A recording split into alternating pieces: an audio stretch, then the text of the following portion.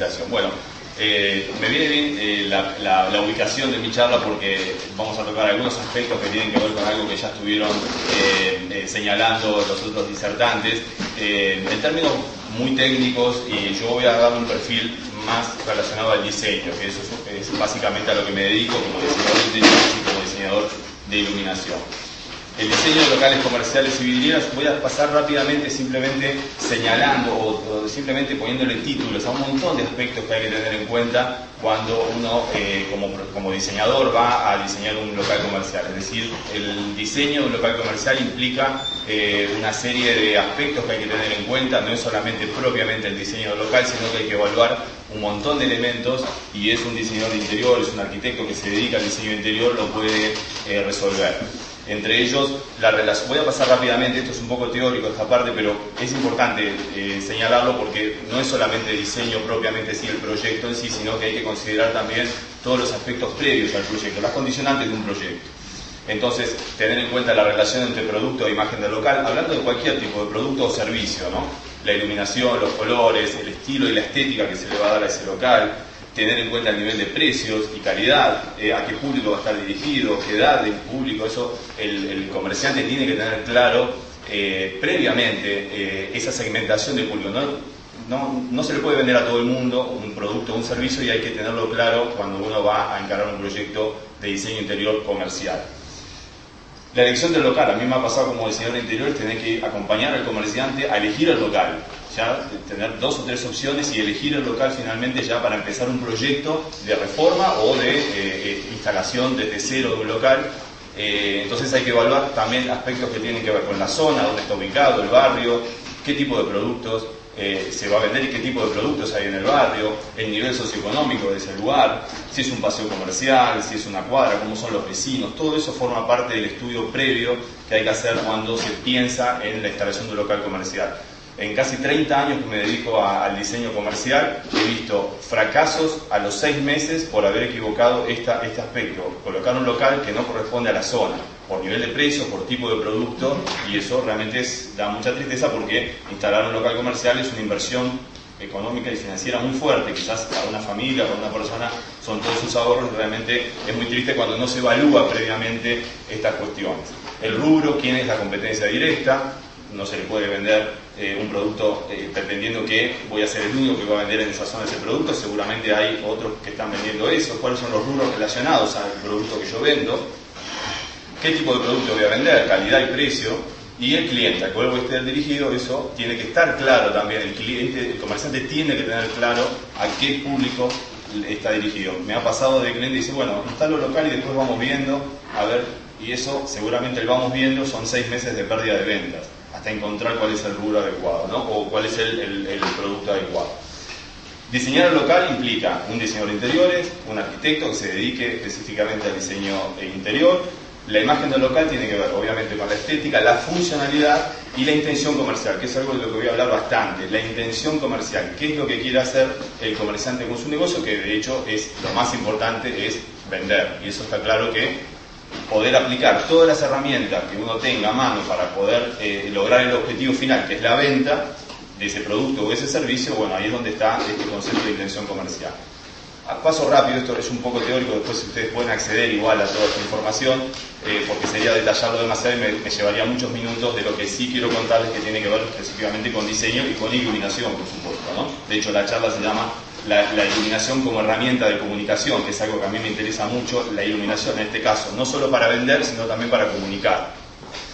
Ahí hay una serie de ítems que uno, digamos, puede de alguna manera tomar en cuenta para llevar adelante las estrategias comerciales que puede llevar adelante un comercio, ¿no?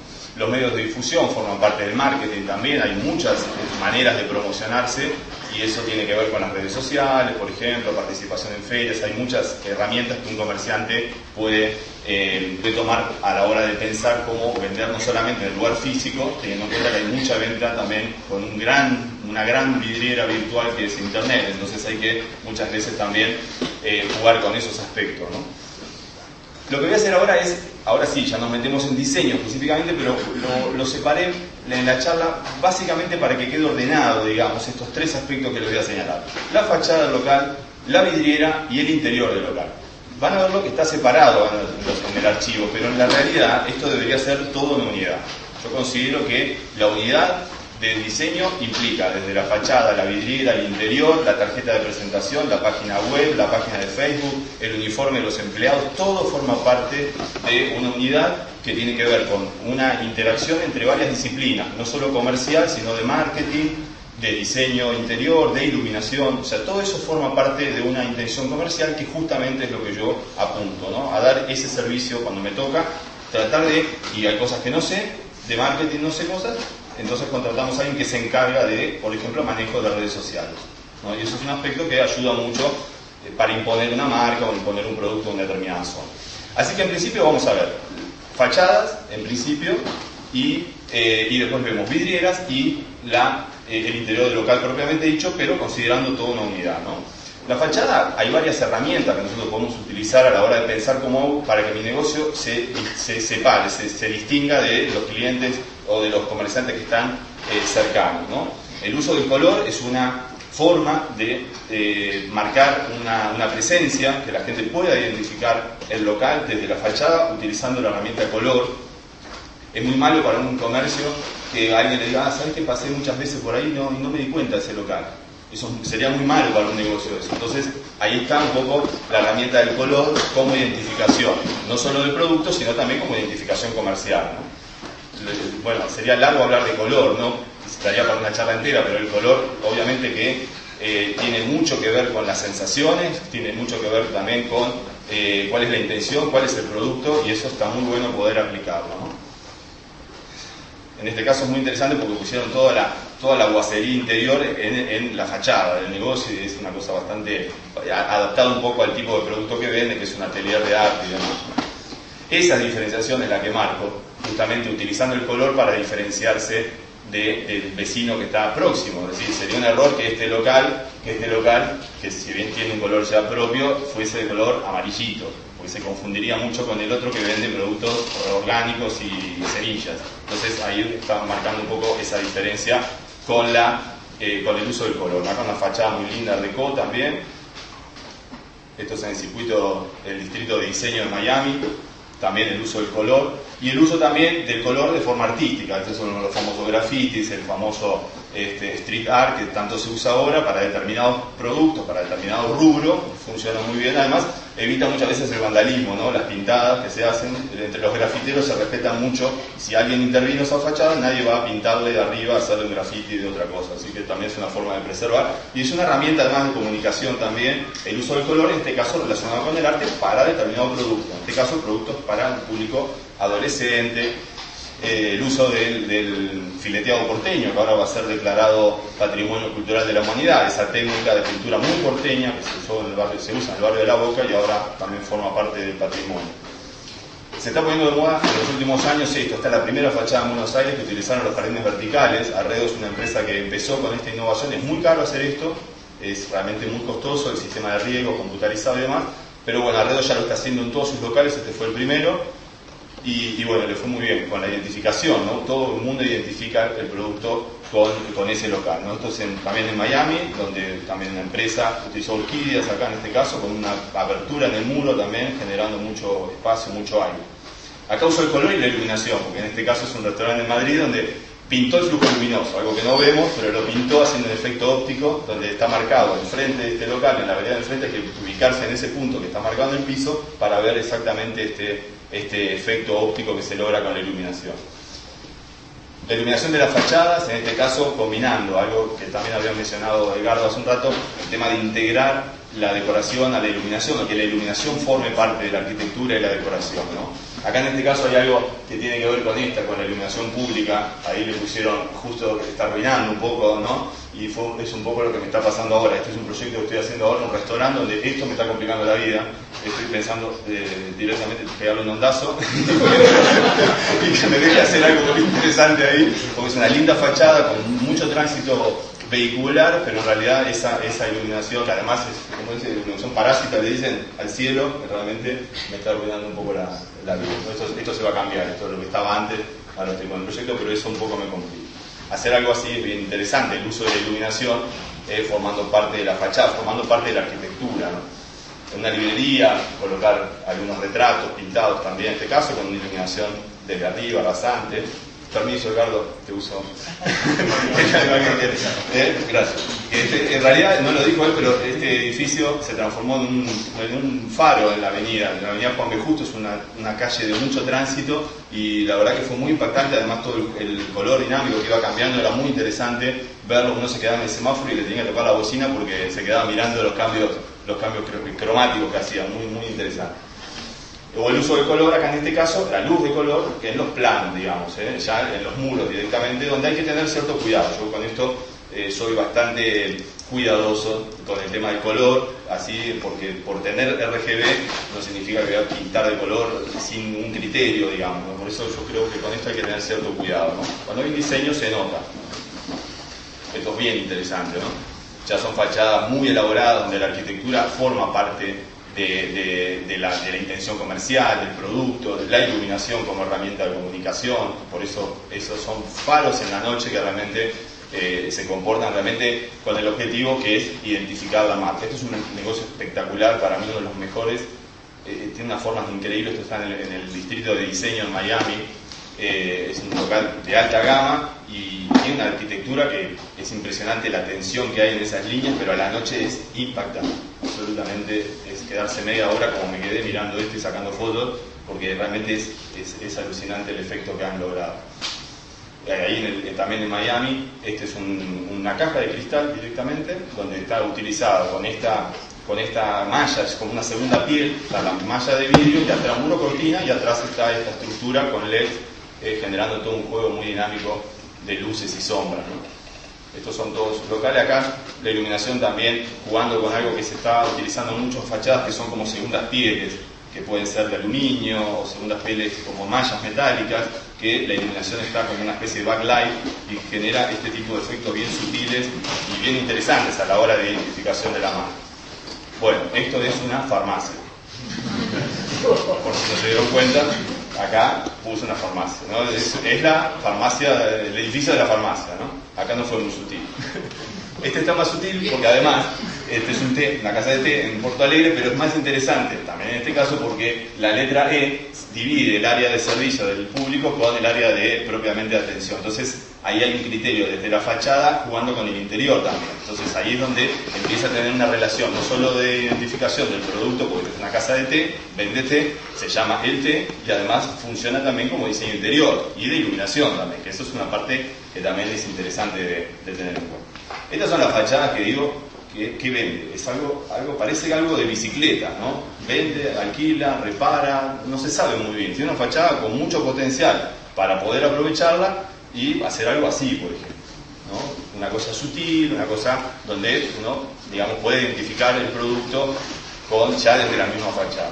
Con la iluminación se puede hacer una fachada muy interesante como esta, como decimos, alumbrar, poner un proyector, alumbrar o hacer algo relacionado con destacar aquellos elementos arquitectónicos que por ahí merecen, y acá se solucionó con 4 proyectores, unos rasantes ascendentes, ya genera una imagen mucho más interesante, ¿no? Que esta, que parece como una cosa así muy anodina. Acá, esto es en San Pablo, donde la fachada, vidriera y entrada forma parte de un todo.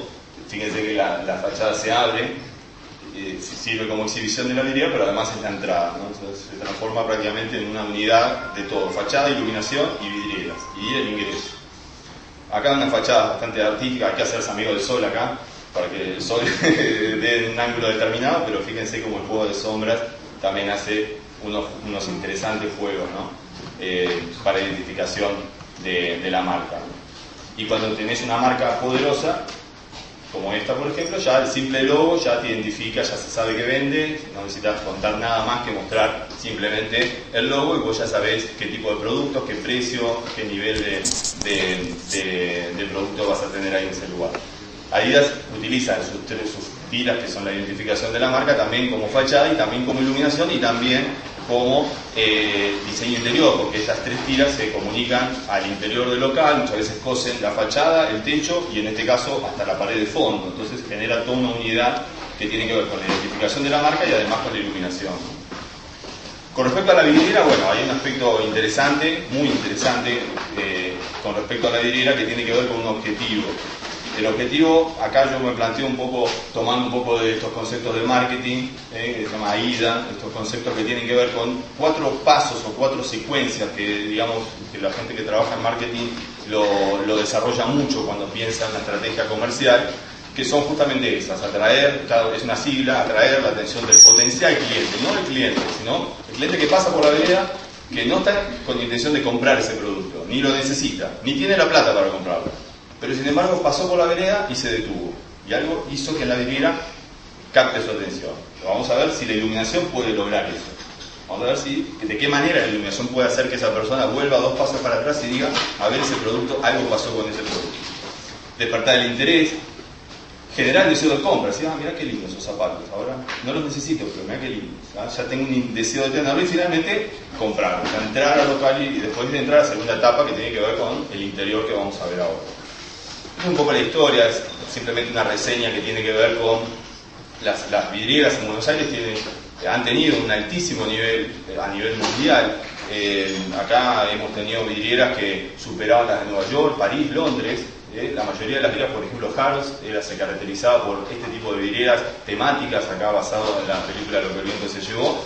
Lo hacían escenógrafos de cine, realmente se peleaban para hacer estas vidrieras, porque era muy prestigioso para esos artistas hacer este tipo de vidrieras de alta exposición. La gente las iba a ver especialmente, y hay una larga tradición en Argentina que lamentablemente se está perdiendo con respecto al nivel de vidrieras. Yo me dedico hace 30 años al diseño de vidrieras, y les puedo asegurar que vi un proceso desde los 80 hasta ahora, y venimos así, en caída. Me refiero al nivel de inversión de las empresas respecto a sus vidrieras. Por eso ya no se ven vidrieras tan interesantes como en los 80 o los 90.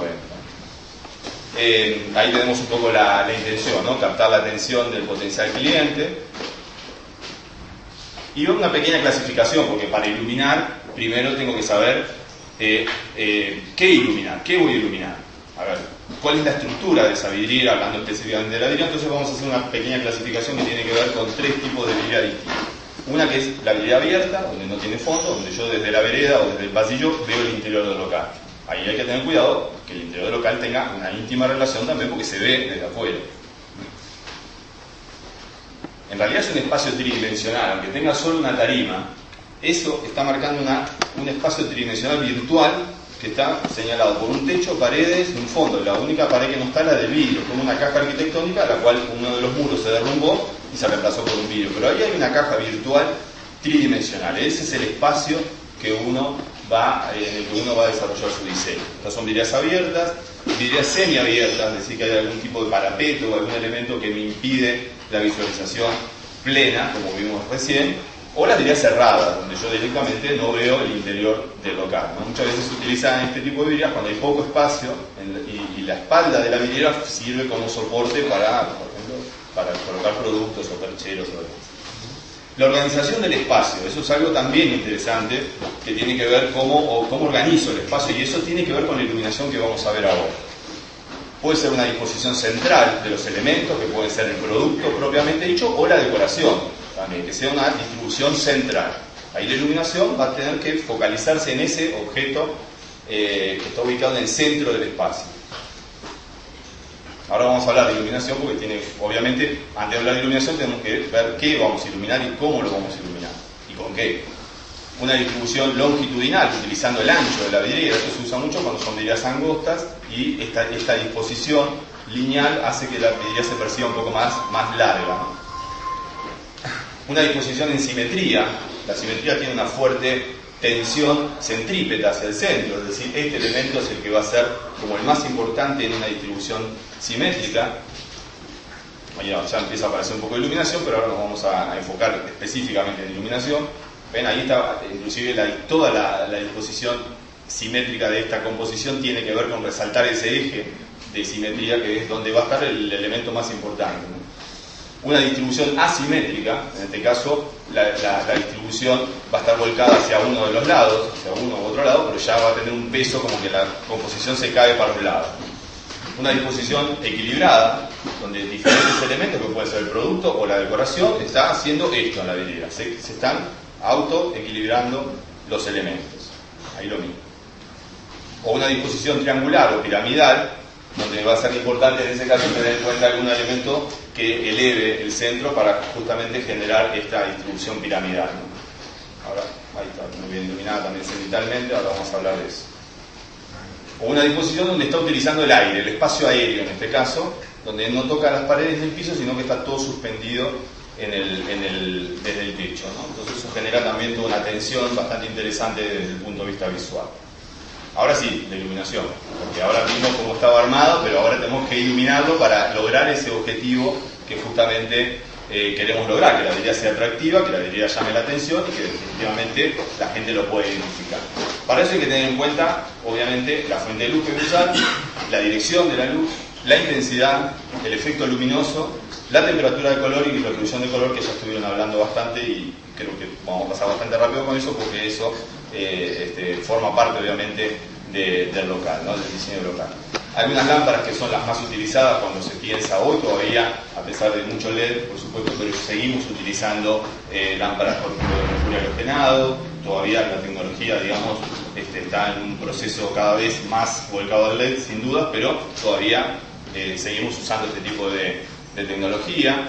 Diferentes elementos que me permiten colocar en bandejas portacables, ya colocar las luminarias, en este caso spots, armando diferentes configuraciones. Esos tachos que se usan mucho también, y todas las lámparas de LED que obviamente forman parte ya del recambio, que no hay vuelta atrás, ¿no? O sea, todo va a ser LED. Lo que señalábamos, el tema de la temperatura de color es clave para eso. A veces los locales se identifican mucho por la temperatura de color. Nosotros que somos especialistas en iluminación lo sabemos ver, pero la gente no se da cuenta de esto. La gente en general tiene una sensación, una percepción visual de que ahí ese producto parece caro o parece barato. Parece un producto más exclusivo o parece un producto más popular. Y eso tiene mucho que ver con esta idea de la temperatura de color, que en realidad es algo que es propio del diseñador. Yo en general, para redondearlo a grandes así rasgos, podría decir que las temperaturas de color más frías, más relacionados con este sector, dan la sensación de productos de menor valor o de menor calidad. Y las temperaturas de color más cálidas, es decir, más sobre este lado, dan sensación de productos más exclusivos o más caros. Eso es un poco la idea general, ¿no? Habría que profundizar un poco más, pero en general pasa eso, ¿no?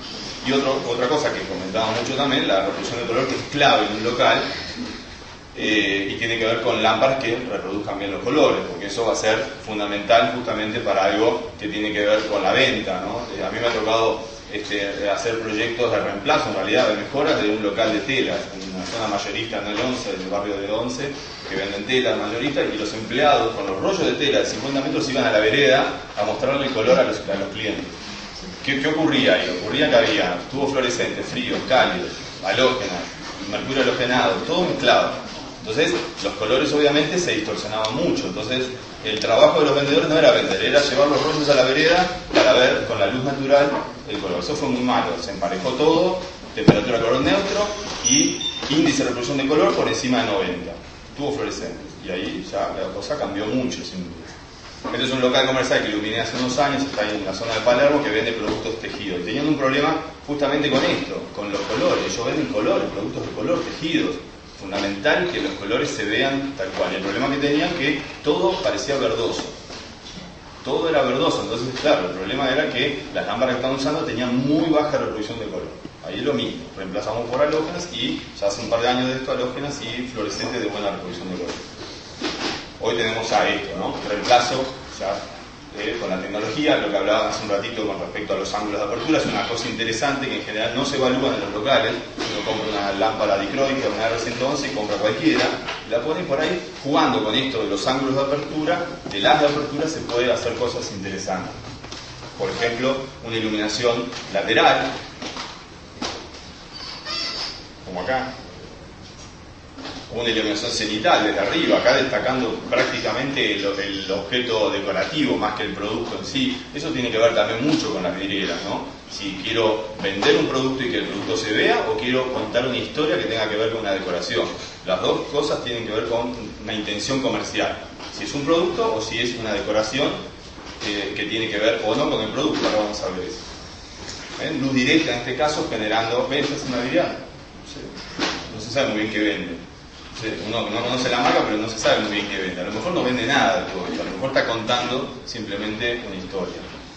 Esto es espectacular para mí, justo por lo sutil además, y además por los efectos, ¿no? Fíjense las zapatillas, todo este movimiento dinámico, las zapatillas generando estas sombras acá en el piso, una cosa sutil, una cosa bien lograda, digamos, y con un efecto altamente efectivo, ¿no?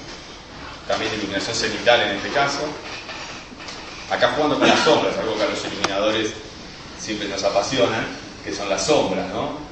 Las sombras que proyectan en este caso los elementos decorativos forman parte de ese. Acá, obviamente, esta es una vidriera donde no podemos decir que sea una vidriera de producto, o sea, donde yo quiero ver un producto. En realidad lo que quiero es contar una historia de luz y de sombra, básicamente, y ahí el efecto es altamente dramático, ¿no? Y sobre todo con esa luz así nadiral, esa luz ascendente que hace esas sombras tan curiosas. Como lo mismo acá, ¿ven? Acá el producto en realidad queda prácticamente como en segundo plano, más que nada está jugando con los efectos luminosos en los fondos, ¿no? de la vidriera. Acá otra vez, jugando con las sombras, miren esa canasta de esterilla como proyecta esas sombras en el fondo y hace todo un efecto, además del efecto propiamente de la vidriera con estas carteras que van como cayendo, sino también todo el efecto en el fondo de la vidriera. Acá vidrieras más escenográficas, usando la luz como una herramienta, pero también, fíjense los detalles de las estrellas que salen de la vidriera inclusive, ¿no? Se proyectan hacia la vereda.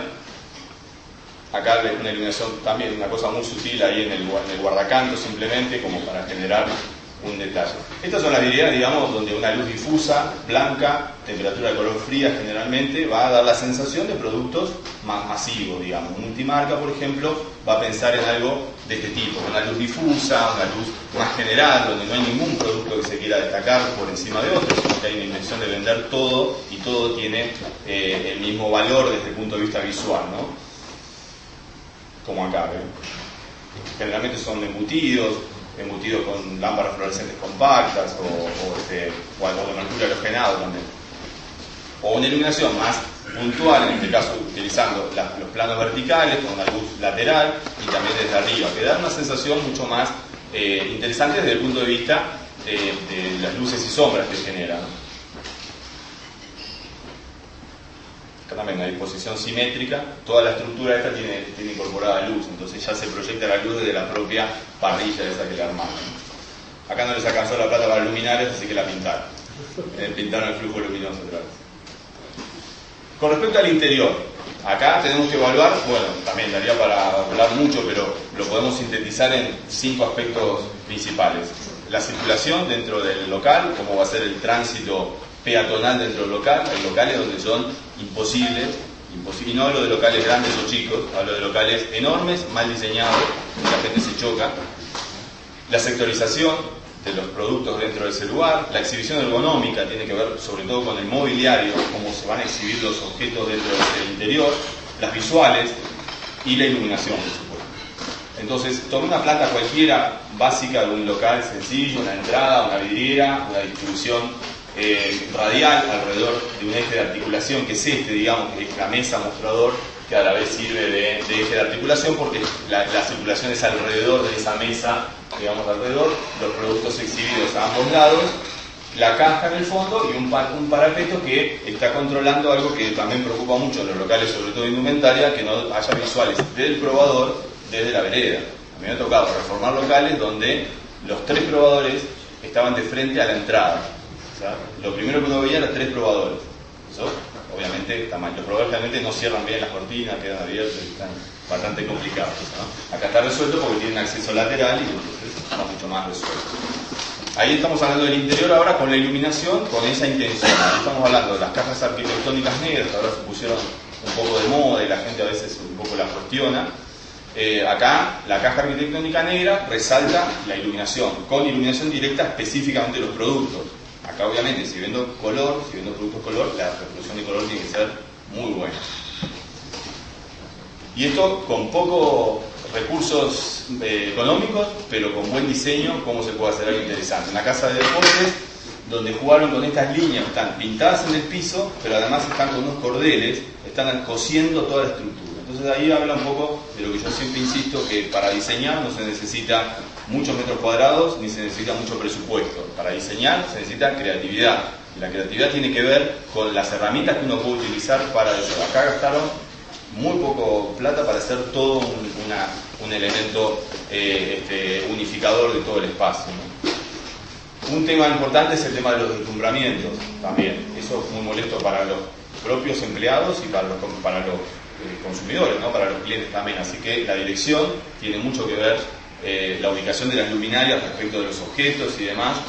Es muy común pararse frente a un perchero, elegir ropa y tener una R111 halógena a 40-50 centímetros de la cabeza. Lo que te va a obligar es a separarte de ese perchero porque no vas a poder aguantar ni 30 segundos abajo de una lámpara halógena de esa intensidad. Pasa lo mismo en los probadores que vamos a hablar ahora, que seguro les pasa.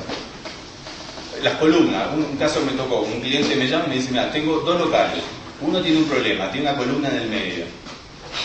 Para mí no es problema ese, para él era el problema. Para mí no, porque a lo mejor la columna forma parte después de mi diseño. Por ejemplo, en este restaurante donde se hizo una mesa comunitaria, que ahora se está usando mucho, estas mesas donde te sentás al lado de un extraño, y la columna ya no es columna, ahora la columna forma parte de la arquitectura. Acá no sé si había columna o no, pero se la inventaron. Es un tornillo, ¿lo ven? Para arriba.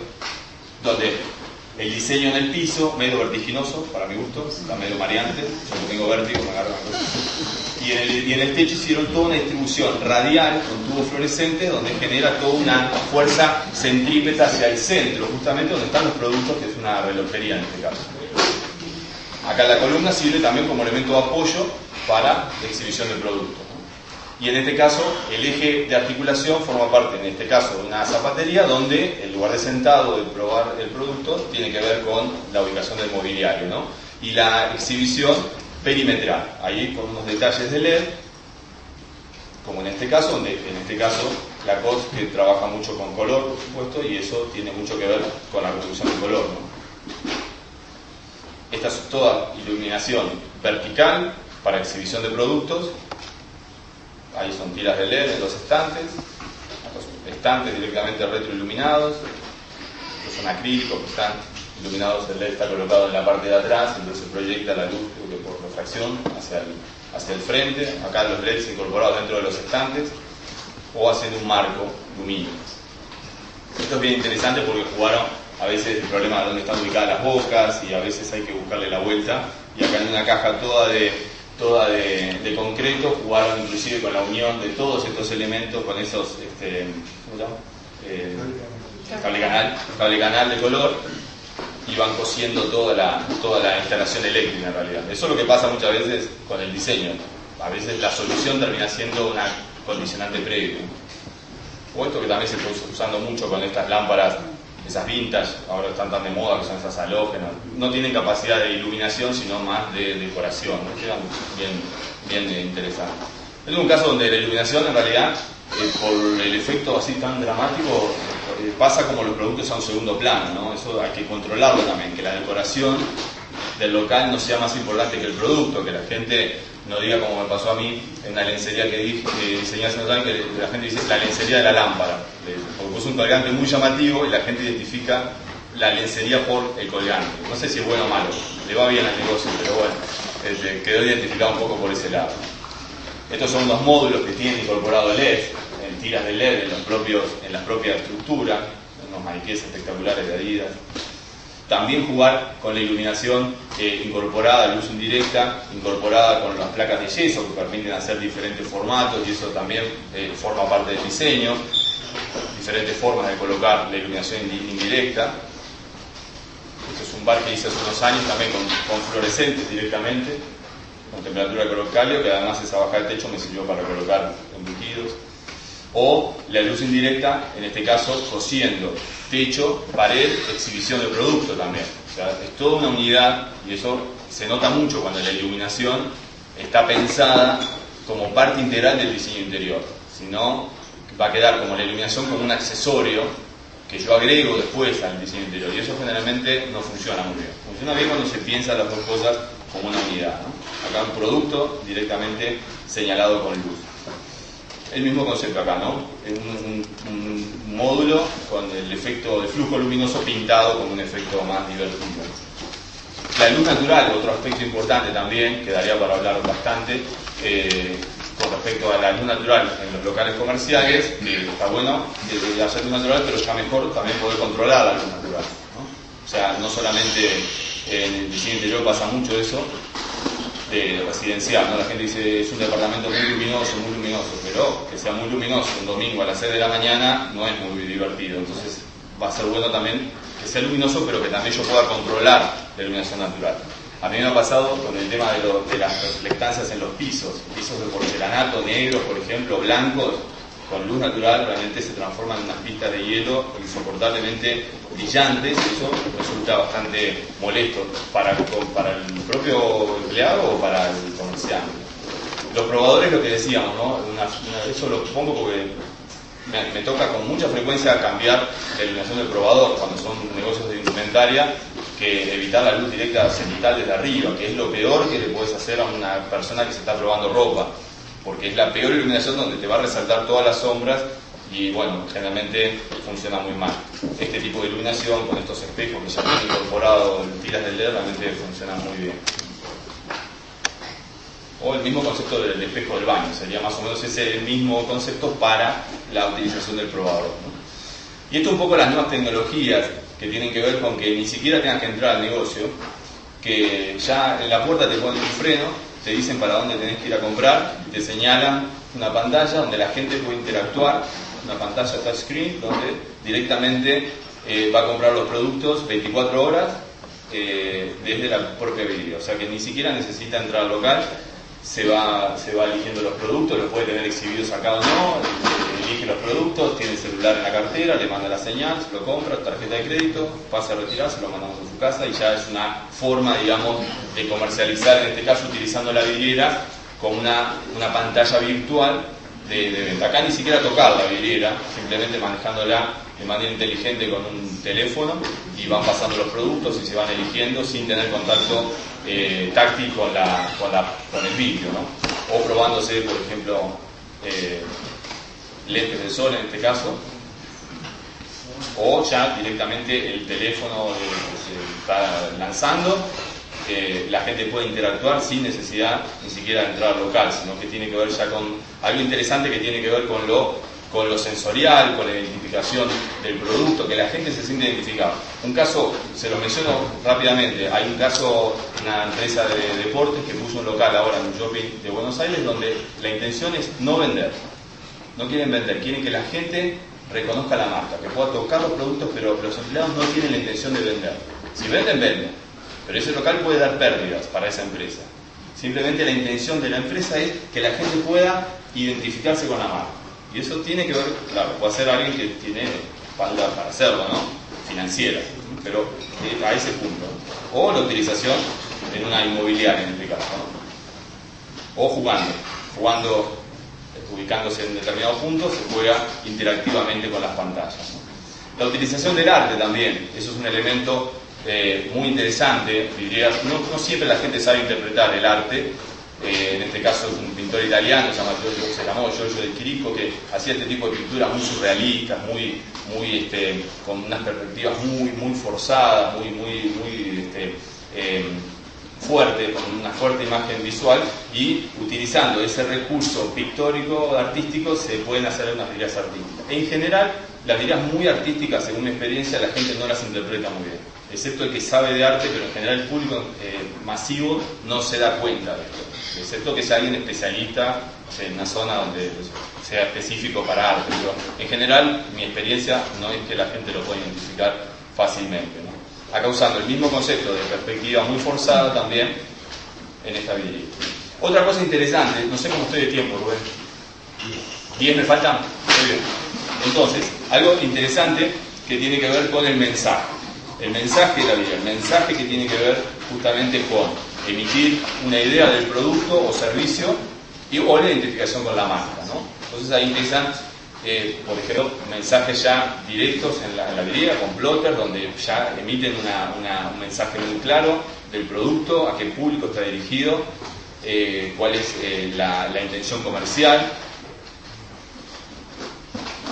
Una campaña donde tener un personaje como Messi ya directamente quizás ni siquiera tiene que mostrar el producto, ya poniendo a Messi, poniendo un personaje que todos reconocemos, ya uno puede sentirse identificado con el personaje y sentirse más cercano a esa marca, ¿no?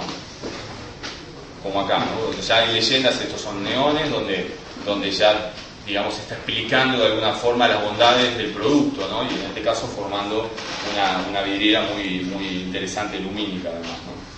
Y hay muchos de estos casos, yo pongo algunos simplemente, que tienen que ver con esto, ¿no? Con esta identificación del producto con el personaje conocido, la actriz.